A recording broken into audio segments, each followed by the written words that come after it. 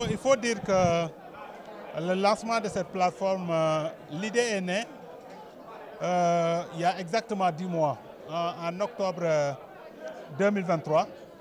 Le ministère de la Communication, qui était venu présider l'installation du tribunal des pairs du CORED, avait annoncé qu'ils allaient donc demander à tous les médias qui sont conformes au code de la presse de s'enregistrer auprès du ministère.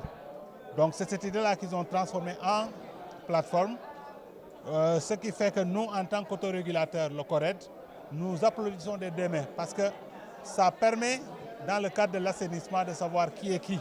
Et c'est important parce que nous avons instauré la carte nationale de presse depuis 3 ans maintenant, parce que les premiers détenteurs de la carte nationale de presse ont commencé à renouveler leur carte. Si aujourd'hui on s'attaque aux médias pour savoir qui est qui, on saura maintenant que vraiment les vrais médias professionnels sont ceux qui ont pignon sur rue. Parce que vous n'êtes pas sans savoir que nous avons été envahis de partout et qu'il est bon de s'arrêter pour faire le tri et vraiment faire en sorte que les médias professionnels puissent continuer à exercer. Ce n'est pas pour jeter la pierre à Paul ou Pierre, mais c'est juste pour assainir ce secteur-là parce que nous sommes conscients qu'on ne peut pas continuer comme ça à laisser tout le monde penser que ce métier-là, c'est juste un jeu d'enfant qu'on peut exercer. Pour certains, en faisant un tremplin pour faire son autopromotion et pour d'autres, en faisant un lobby pour obtenir ceci ou cela. Donc je pense que cette plateforme est bienvenue et nous invitons vraiment les médias à aller s'enregistrer. Parce que ceux qui remplissent les critères, ce n'est pas compliqué. Le code de la presse est très clair en la matière pour ce qui est des radios et des télévisions. Pour avoir une radio et une télévision, il faut montrer patte blanche au niveau du régulateur qui est le CNRA. Donc c'est surtout pour la presse écrite et la presse en ligne que le bas blesse. Parce qu'il y a la libre entreprise, on se lève, et aussi bien pour un quotidien, pour un hebdo, on se lève un bonjour, on commence à opérer pour ce qui est du quotidien ou de l'hebdo. Et c'est pareil pour un site.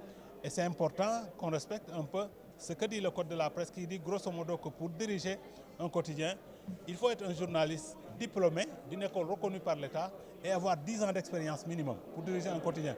Et c'est valable pour être un administrateur de site. Et quand on regarde cela, ça veut dire que pas mal de gens qui actuellement font office d'administrateur de site ou de directeur de publication ne le sont pas. Et c'est tout ça que la plateforme va régler parce que les gens vont montrer patte blanche. Si vous montrez que vous remplissez les critères, il n'y a aucun problème, les gens vont continuer à faire leur métier. Mais les gens qui ne pourront pas donc montrer qu'ils sont en règle, mais ces gens-là vont disparaître.